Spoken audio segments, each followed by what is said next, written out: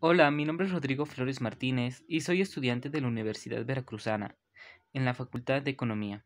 A continuación, les mostraré mi proyecto final de la experiencia educativa Historia del Pensamiento Económico, el cual consta de una línea del tiempo con las fechas y sucesos más importantes de diferentes temas que abordamos en este semestre. Para comenzar, les platicaré un poco sobre la historia del pensamiento económico, pero para adentrarnos más profundamente, debemos de empezar por la antigüedad clásica. Su inicio se sitúa en el año 476 con la caída del Imperio Romano de Occidente y su fin en 1492 con el descubrimiento de América, o en 1453 con la caída del Imperio Bizantino, fecha que tiene la singularidad de coincidir con la invención de la imprenta. El siguiente momento histórico importante para la historia de la economía fue el mercantilismo. Sus ideas se desarrollaron en Europa entre los siglos XVI y XVII y la primera mitad del siglo XVIII. Uno de sus pilares fundamentales fue la creencia de que los países que querían mantener una posición relevante en el contexto internacional y desarrollar su poder debían acumular riquezas. Influenciado por el colonialismo y la gran cantidad de metales preciosos, materias primas y mano de obra barata que los países invasores pudieron obtener de ellas, el mercantilismo reforzó la idea de la acumulación de riqueza como reflejo de poder. En pocas palabras, podemos decir que el mercantilismo fue un sistema político y económico basado en la idea de que los países son más ricos y prósperos mientras más metales preciosos puedan acumular. Del siguiente momento histórico del que hablaremos es de la fisiocracia. La fisiocracia fue una escuela de pensamiento económico fundada en el siglo XVIII por el economista francés Francois Quesnay. Esta corriente nace y se desarrolla exclusivamente en Francia, como respuesta al mercantilismo y su ideología. Además, fue una corriente de pensamiento económico, la cual basaba su ideología principal en la escasa intervención del Estado en la economía.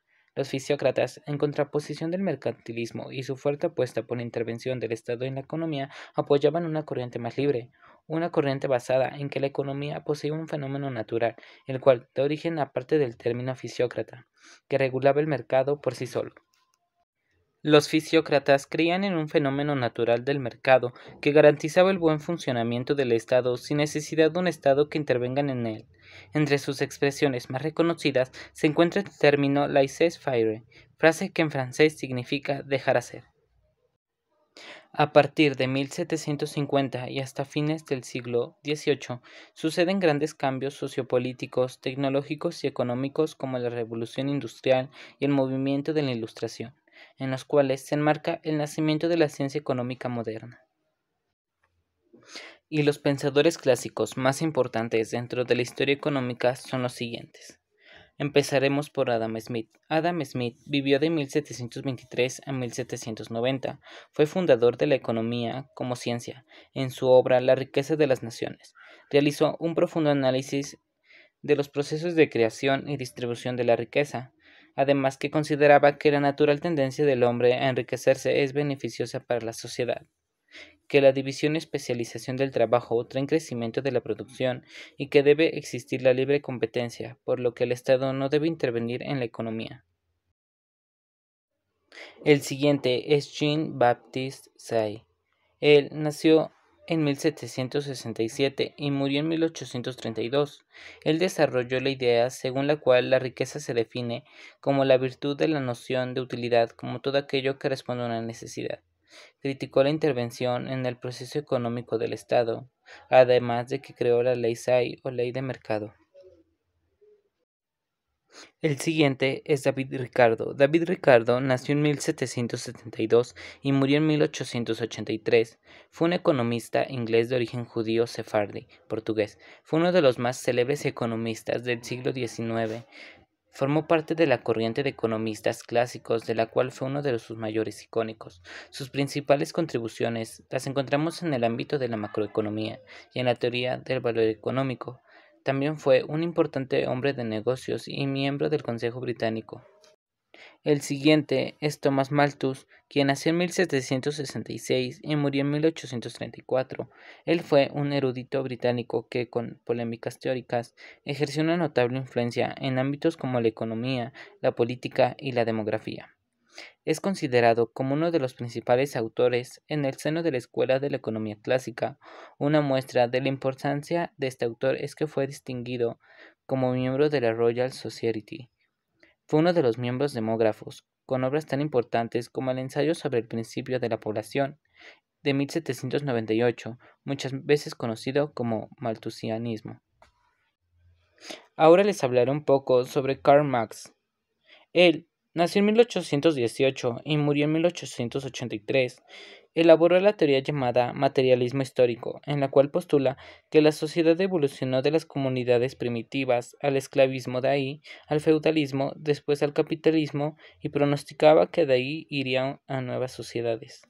Sus principios más importantes son que la lucha de clases es la lucha de todas las sociedades clasistas, que la etapa capitalista es una etapa necesaria en la sociedad pero no la última, que quienes producen y generan la riqueza de la sociedad son los trabajadores asalariados. Además, que el sistema capitalista solo puede existir gracias al trabajo asalariado. Defendía la teoría del valor y la teoría del plusvalor. Además, que la competencia entre los capitales siempre resultaba en un ganador cada vez más y más fuerte, por lo que es más difícil competir con él. Así unos se enriquecen mientras otros se empobrecen. Para avanzar, la corriente marginalista surgió en la década de 1870. Esta defendía el análisis, la comprensión y la explicación de los fenómenos microeconómicos por medio de la utilización de funciones matemáticas. El marginalismo tuvo una influencia determinante en la escuela neoclásica. Las escuelas neoclásicas eran la escuela inglesa de Cambridge y la escuela francesa. William Stanley nació en 1835 y murió en 1882. Fue un economista y lógico inglés, conocido por ser pionero de la revolución marginalista y por el uso que hizo del cálculo diferencial en la ciencia económica. Es conocido por su desarrollo de la teoría de la utilidad marginal. Además, él estableció que la utilidad es el principal determinante del valor de los bienes y demostró la relación entre la utilidad y el valor en términos matemáticos. Del siguiente pensador que hablaremos es de Alfred Marshall. Él fue un destacado economista, considerado como el fundador de la escuela neoclásica. Este hombre fue polifacético, ya que desarrolló su trayectoria como profesor, abordando disciplinas como la economía, la filosofía y las matemáticas. Comenzó estudiando un área de conocimiento como la ética, que estaba encuadrada en el campo de la filosofía. Sin embargo, Marshall terminaría dando el salto a la economía, llegando a ser todo un economista de referencia. De hecho, su trabajo tuvo una enorme influencia en su época, teniendo entre sus alumnos a Arthur Pigou y John Maynard Keynes, quienes a la postre también serían célebres economistas.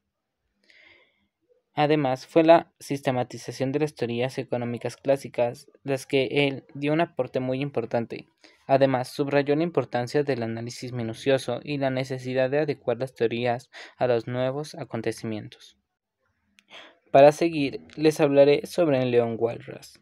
Él fue un economista que vivió entre 1831 y 1910. Intentó formarse sin éxito en la escuela de minas y también fracasó tanto en el sector editorial como en el periodismo. En 1870 terminó ocupando la cátedra de economía en Lausana, Suiza. Destacó por el estudio de la teoría económica a través de las matemáticas.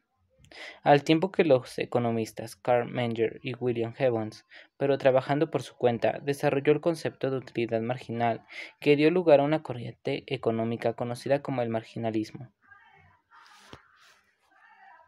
Él se interesó por su acción en el marco de una competencia entre agentes, así como en una interdependencia de todos los mercados económicos, los mercados de productos y los de factores de producción. Del siguiente pensador del que hablaremos es de Vilfredo Pareto.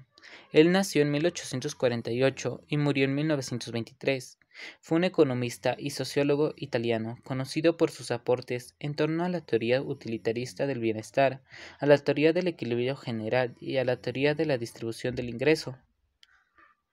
Introduce el concepto de óptimo económico que hoy en día se conoce como el óptimo de Pareto.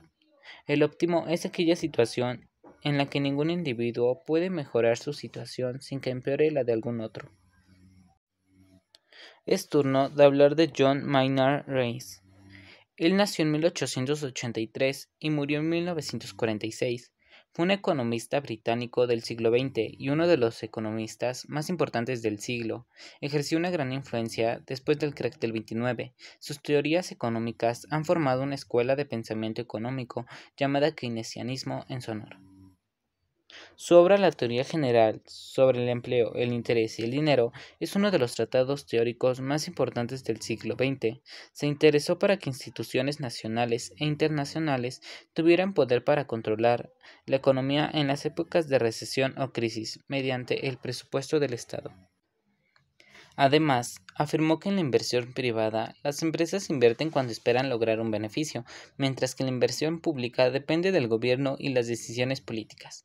Pensaba que la inversión extranjera depende de los incentivos ofrecidos por el país destino y de las situaciones en el país de origen, que el consumo depende del ingreso y de otras variables. Y seguimos con Milton Friedman. Él nació en 1912 y murió en 2006. Fue un economista estadounidense y tras formarse en las universidades de Chicago y Columbia, comenzó a ejercer como profesor en la Universidad de Chicago en 1948. Es el más importante economista de los llamados monetarios. Fue el fundador de la teoría monetarista, considerando que las fuerzas del libre mercado son más eficientes que la intervención pública para fomentar el crecimiento económico estable sin tensiones inflacionarias. Y por último, hablemos sobre Douglas Cecil North. Él nació en 1920 y murió en 2015. En su obra Estructura y cambio en la historia económica, demostró cómo los cambios institucionales son más relevantes que los tecnológicos para explicar el desarrollo económico.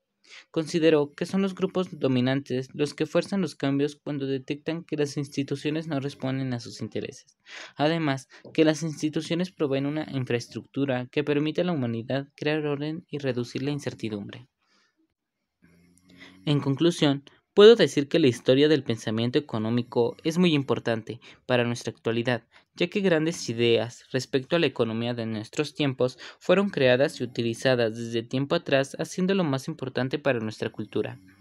La economía, al igual que todas las ciencias, ha tenido que pasar por un proceso de diferentes teorías y pensamientos, como lo pudimos observar a lo largo de este tiempo, y para individuos de siglos anteriores, la economía es toda cosa que nos rodea.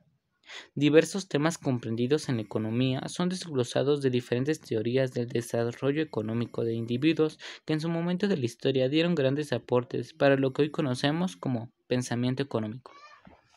Gracias.